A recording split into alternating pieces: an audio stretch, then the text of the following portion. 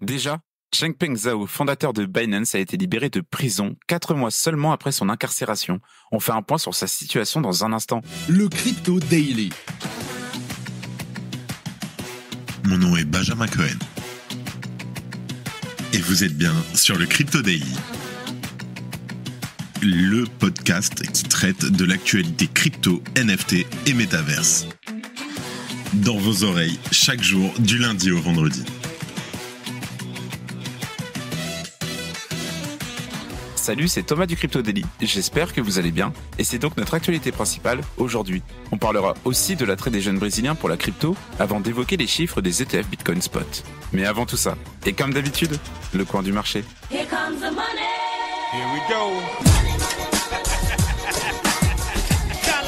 On commence la semaine dans le rouge sur le marché des cryptos. Le Bitcoin perd 2,6% sur les dernières 24 heures pour un prix de 63 920 $. L'Ethereum baisse légèrement de 0,7% et se situe à un prix de 2630 $. Le BNB chute de 3% et le Sol stagne avec une baisse de 0,3%. Le XRP gagne 3,6%. Le Doge baisse de 4,6%. Le Thon augmente de 0,1%, tandis que l'ADA perd 2,5%. CZ est enfin libre. Changpeng Zhao, fondateur et ancien PDG de Binance, a retrouvé sa liberté. Après avoir purgé une peine de 5 mois d'emprisonnement, ce dernier pourra à nouveau disposer comme bon lui semble d'une somme d'environ 60 milliards $. Notons que ça fait de lui la 25e plus importante fortune mondiale.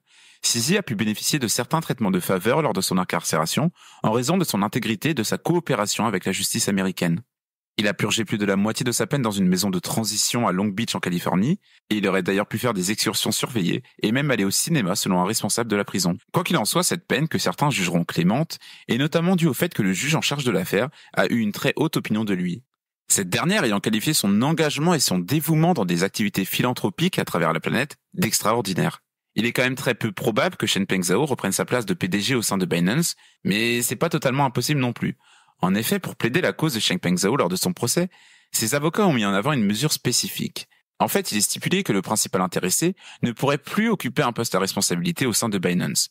Mais cette mesure reste libre à l'interprétation car Changpeng Zhao est l'actionnaire majoritaire de Binance et est donc tout à fait en droit de donner des lignes directives à l'entreprise. Bon, ce dernier s'est quand même dit publiquement désintéressé de Binance, et on peut aussi noter que peu de temps avant son incarcération, il a créé une plateforme visant à offrir une éducation de qualité aux enfants défavorisés du monde entier, gratuitement.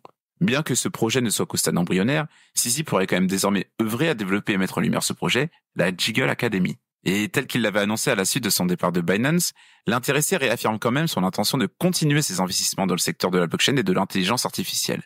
En parallèle, une part de sa fortune et de son temps devrait être allouée à des œuvres caritatives, dont l'éducation. Et enfin, CZ dévoile qu'il a commencé l'écriture d'un livre et qu'il en a même rédigé les 2/3, mais il précise que ça demande beaucoup plus de travail que prévu. Alors pour l'heure, aucune date potentielle de sortie n'a encore été mentionnée. Et si vous voulez en savoir plus sur l'histoire de CZ, on a sorti une vidéo retraçant toute sa vie sur notre chaîne YouTube. Et vous allez voir, elle est bien atypique. Le lien est en description. Bon visionnage. Si tu aimes le Daily, une note et un commentaire nous aident énormément.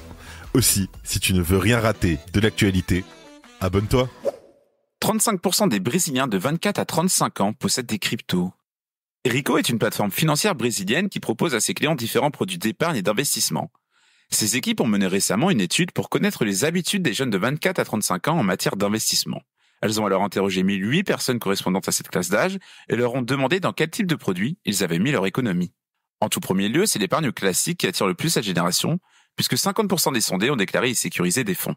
Ensuite, les produits à revenus fixes de type obligation séduisent 41% des jeunes interrogés. On retrouve ensuite en troisième position les actions, avec 37,2% des jeunes de 24 à 35 ans qui déclarent en posséder. Et c'est seulement à la 4e place du classement que l'on retrouve les crypto-monnaies, qui concernent 34,6% du panel. Les fonds d'investissement arrivent, eux, en dernière position, avec 33,1% des sondés qui affirment y avoir mis de l'argent. Les auteurs de l'étude précisent évidemment que cette étude ne saurait être généralisée à l'ensemble des Brésiliens de cette tranche d'âge, elle a seulement pour vocation d'être une simple représentation à l'instant T des préférences des personnes interrogées. Antonio Sanchez, analyste de recherche chez Rico, explique lui l'engouement des jeunes pour l'épargne. Selon lui, il s'agit simplement d'un produit facile d'accès, très populaire et bien implanté à la fois dans les banques et dans la culture.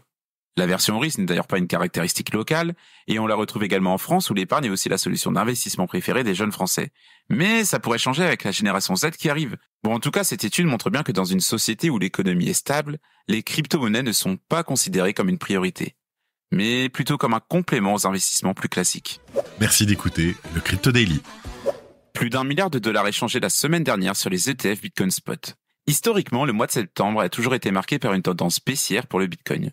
Pourtant, en ce 30 septembre, le Bitcoin affiche une hausse de plus de 9% depuis le premier du mois et semble bien parti pour maintenir une performance positive jusqu'à ce soir. En parallèle des performances de son prix, les ETF spot basés sur le Bitcoin attirent à nouveau d'importants volumes entrants après une période estivale plutôt calme. Mais ce n'est pas totalement incohérent puisque durant cette période, l'activité des investisseurs professionnels est souvent plus réduite. D'ailleurs, la semaine dernière a marqué un retour des volumes significatifs sur les ETF, probablement dû au retour des investisseurs après les vacances. Mais il faut aussi noter que c'est aussi grâce à un contexte économique favorable aux actifs comme le Bitcoin, renforcé par l'annonce de la baisse des taux d'intérêt de la Fed.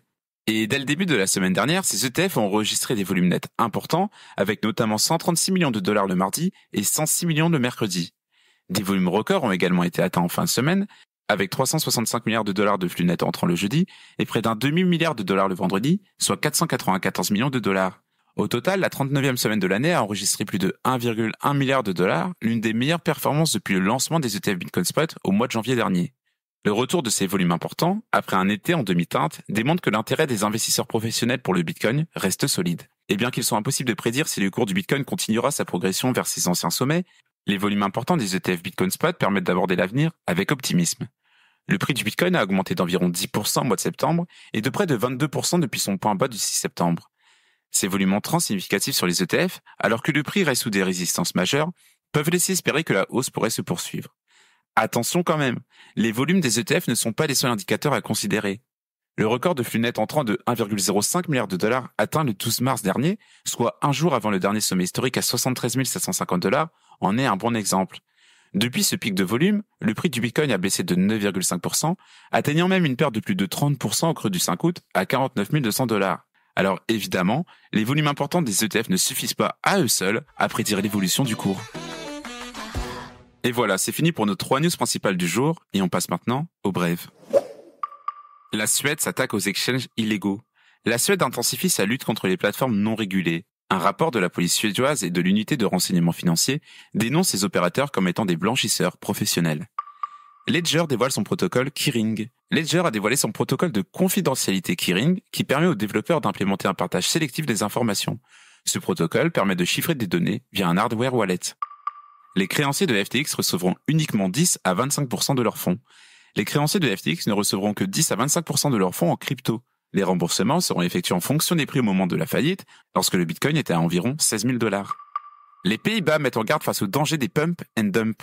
L'autorité néerlandaise des marchés financiers a averti des dangers des schémas de pump and dump avant l'entrée en vigueur de MiCA. Cette régulation européenne vise à interdire explicitement ces pratiques manipulatrices. Et on termine par le procès du cofondateur de Tornado Cash qui se poursuivra devant un jury.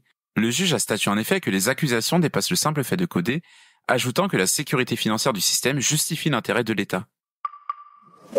Et voilà, c'est la fin de ce résumé de l'actualité du jour.